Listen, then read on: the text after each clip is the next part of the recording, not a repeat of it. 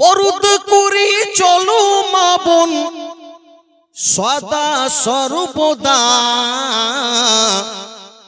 ঈমান আমল সব হারাবে দেখলে বেগানা। ঠিক কি ঠিক না বাবা? ঈমান আমল সব হারাবে দেখলে বেগানা রে মা। ঈমান আমল সব হারাবে দেখলে বেগানা। কেন? স্কুল কলেজ কুটুম বাড়ি যাইতে যদি চাও, ঘর থেকে বের হওয়ার আগে বুরখা পরে নাও। ঠিক কি ঠিক না? এভাবে চলতে হবে আমার মা বোনদেরকে। স্কুল কলেজ কুটুম বাড়ি যাইতে যদি চাও, ঘর থেকে বের হওয়ার আগে বুরখা পরে নাও। আপনজনকে নিবে সাথে যাবে না একা। ঈমান আমল সব হারাবে দেখলে বেগানায় রে মা। ঈমান আমল সব হারাবে দেখলে বেগানা। নারী থাকবে,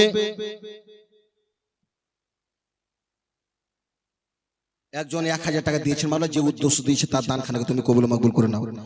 নারী থাকবে ঘরের মাঝে, বাহিরে হবে না। কোরআন হাদিস আল কোরআন পড়ে দেখো না। ঠিক কি ঠিক না? একবার বলেন সুবহানাল্লাহ। নারী থাকবে ঘরের মাঝে, বাহিরে হবে না। আল কোরআন আর সহি হাদিস পড়ে দেখো না। হায়রে খুব জরুরি বলবে কথা আওয়াজ ও পর্দায়। ঈমান আমল সব হারাবে দেখলে বেগানায় রে মা।